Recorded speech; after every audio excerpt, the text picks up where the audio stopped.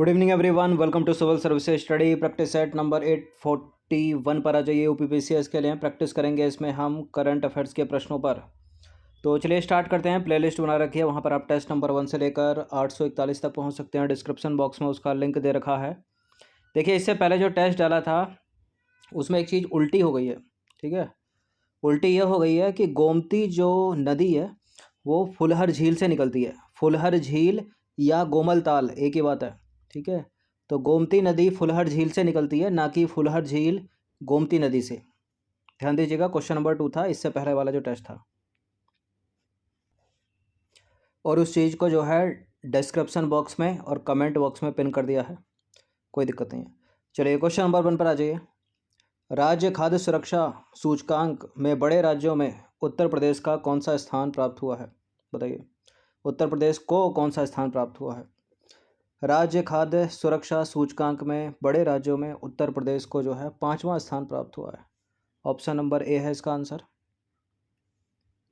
तो 20 सितंबर 2021 को भारतीय खाद्य सुरक्षा और मानक प्राधिकरण के द्वारा राज्य खाद्य सुरक्षा सूचकांक को जारी किया गया। इस सूचकांक में बड़े राज्यों में उत्तर प्रदेश को 5वां स्थान प्राप्त हुआ और इस सूचकांक को पहली बार वर्ष 2019 में जारी किया गया था। क्वेश्चन नंबर 2 पर आ जाइए। निम्नलिखित कथनों पर विचार करेंगे। 2 स्टेटमेंट है यहाँ पर। पहला स्टेटमेंट क्या कहता है? इंडिया जस्टिस रिपोर्ट के अंतर्गत पुलिस, न्यायपालिका, कारागार और कानूनी सहायता पर भारत के राज्यों की रैंकिंग जारी की जाती है। इंडिया जस्टिस रिपोर्ट का पहला संस्करण नवंबर 2019 में जारी किया गया था। क्या बताइए, नवंबर 2019 या अभी हाल ही में 21 की बात है? देखिए, नवंबर 2019 में जारी किया गया था। करेक्ट है दोनों के दोनों स्टेटमेंट ये। तो इंडिया जस्टिस रिपोर्ट के अंतर्गत पुलिस, न्यायपालिका, कारागार और कानूनी सहायता पर भारत के राज्यों की रैंकिंग जारी की जाती है। इंडिया जस्टिस रिपोर्ट जो है वो टाटा ट्रस्ट द्वारा जारी की जाती है और 28 जनवरी 2021 को द्वितीय इंडिया जस्टिस रिपोर्ट 2020 जारी की गई। इंडिया जस्टिस रिपोर्ट का पहला संस्करण नवंबर 2019 में जारी किया गया था।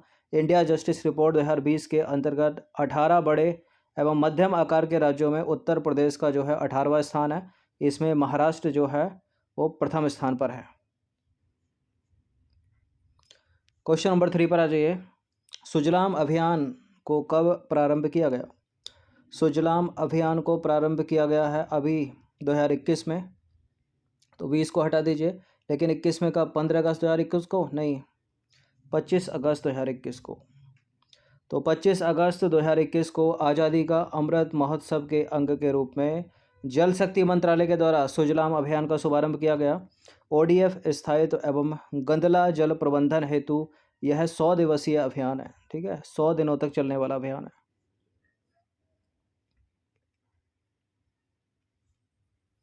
नंबर 4 पर आ जाइए। निम्नलिखित कथनों पर विचार करेंगे। पहला स्टेटमेंट, दूसरा स्टेटमेंट। पहला स्टेटमेंट है 11 अगस्त 2021 को केंद्रीय आवासन एवं शहरी कार्य मंत्रालय ने इंदौर को भारत का पहला जल आधिक्य शहर घोषित किया है। वाटर प्लस सिटी है मध्य प्रदेश का इंदौर। इंदौर ने स्वच्छ सर्वेक्षण 2021 के तहत देश के पहले जल आधिक्य शहर होने का प्रमाण पत्र प्राप्त किया। देखिए, पहला है करेक्ट, दूसरा है करेक्ट, तो दोनों के दोनों करेक्ट हैं, याद रखिएगा इनको। सी है इसका आंसर। क्वेश्चन नंबर 5 पर आ जाइए। निम्नलिखित कथनों पर विचार करेंगे। पहला स्टेटमेंट क्या? 18 अगस्त 2021 को जारी एक अधिसूचना के माध्यम से सिक्किम सरकार ने कॉपर महसीर जो फिश है, मछली है, उसको राज्य मछली के रूप में घोषित किया है। और यह जो मछली है मुख्य रूप से तीस्ता और रंगीत नदियों एवं उनकी सहायक नदियों में पाई जाती है। इस तरह के स्टेटमेंट वाले दूसरा अधिकतर करेक्ट हो जाता है। ठीक है, कहाँ पाई जाती है ये वो दिक्कत है। यहाँ सिक्किम की सरकार है या फिर अरुणाचल प्रदेश की सरकार है या किसी और राज्य की सरकार है? सिक्किम की ही सरकार है। करेक्ट है दोनों के दोनों स्टेटमेंट। सी है इसका आंसर, कॉपर महसीर फिश। तो 18 सितंबर 2021 को जारी एक अधिसूचना के माध्यम से सिक्किम सरकार ने कॉपर महसीर मछली, जिसे स्थानीय रूप से केटली कहा जाता है, को राज्य मछली घोषित किया है। कॉपर महसीर फिश किसकी राज्य मछली घोषित की गई है? सिक्किम सरकार। नंबर 6 पर आ जाइए। प्रधानमंत्री उज्ज्वला योजना 2.0 का शुभारंभ निम्नलिखित में से कहाँ किया गया? तो 1 भी होगा इसका कोई संस्करण। ठीक है, तो ये इसका दूसरा है और जिसका पहला हुआ था वो बलिया में हुआ था, दूसरा है ये वाला उत्तर प्रदेश के महोबा में। तो 10 अगस्त 2021 को प्रधानमंत्री नरेंद्र मोदी ने प्रधानमंत्री उज्ज्वला योजना 2.0 का शुभारंभ उत्तर प्रदेश के महोबा जिले से आभासी माध्यम से किया। और प्रधानमंत्री उज्ज्वला योजना का शुभारंभ जो है कब किया गया था? आज से 4-5 साल पहले 1 मई 2021 को 1 मई 2016 को स्वच्छ ईंधन बेहतर जीवन के नाते उत्तर प्रदेश के बलिया से। ठीक है, स्वच्छ ईंधन बेहतर जीवन। एक दिवस है वर्ल्ड बायोफ्यूल डे, कब मनाया जाता है? ये विश्व जैव ईंधन दिवस कब मनाया जाता है? अगस्त में मनाया जाता है, लेकिन 21 को नहीं, 12 को नहीं, 1 को नहीं, 10 अगस्त को मनाया जाता है वर्ल्ड बायोफ्यूल डे। तो हर साल जो है 10 अगस्त को विश्व जैव ईंधन दिवस यानी वर्ल्ड बायोफ्यूल डे मनाया जाता है। और इस दिवस का मुख्य उद्देश्य क्या है? पारंपरिक जीवाश्म ईंधन के विकल्प के रूप में गैर जीवाश्म ईंधन के महत्व के प्रति जागरूकता पैदा करना। एक दर्रा हाल ही में समाचारों में रहा, उस दर्रे का नाम है उमलिंग ला दर्रा। निम्नलिखित में से कहाँ स्थित है उमलिंग ला दर्रा? देखिए 19,300 फीट की ऊंचाई पर स्थित है ये समुद्र तल से। ठीक है, 19,300 फीट की ऊंचाई पर। और यहाँ हाल ही में BRO ने सड़क का निर्माण कर दिया है और ये लद्दाख में स्थित है। तो उमलिंग ला दर्रा लद्दाख में स्थित है। 4 अगस्त 2021 को जारी एक प्रेस विज्ञप्ति के अनुसार सीमा सड़क संगठन यानी BRO बॉर्डर रोड ऑर्गेनाइजेशन ने पूर्वी लद्दाख में उमलिंग ला दर्रे पर मोटर वाहन संचालन योग्य सड़क का निर्माण करके विश्व में एक नया कीर्तिमान स्थापित किया। और ये जो सड़क है वो 9,300 फीट की ऊंचाई पर विश्व की सबसे ऊंची सड़क है। इम्पोर्टेंट हो सकता है प्रश्न, 2-3 तरीके से पूछा जा सकता है कि विश्व की सबसे ऊंची जो सड़क है वो भारत में कहाँ बनी? लद्दाख में बनी। दर्रे का नाम क्या है? उमलिंग ला दर्रा। कितनी ऊंची है? 9,300 फीट ऊंची। किसने बनाया है? BRO ने। सड़क परिवहन और राजमार्ग लगाकर गलत मत कर दीजिएगा। ठीक है, BRO ने बनाया है। क्वेश्चन नंबर 9 पर आ जाइए। निम्नलिखित कथनों पर विचार करेंगे। 2 स्टेटमेंट है यहाँ पर, बताने के इनमें से कौन सा करेक्ट है। लद्दाख में सड़क और अवसंरचना के विकास के लिए अगस्त 1985 में प्रोजेक्ट हिमांक को सीमा सड़क संगठन द्वारा लॉन्च किया गया था। काफ़ी साल हो गए हैं। दूसरा स्टेटमेंट है इस प्रोजेक्ट को द माउंटेन टेमर्स के नाम से भी जाना जाता है। बताइए, उस समय तो ये जम्मू कश्मीर का पार्ट था, लेकिन स्थान क्या था? लद्दाख था। करेक्ट है, दोनों के दोनों करेक्ट हैं। क्या नाम दिया गया था? The mountain tamers. तो सी है इसका आंसर।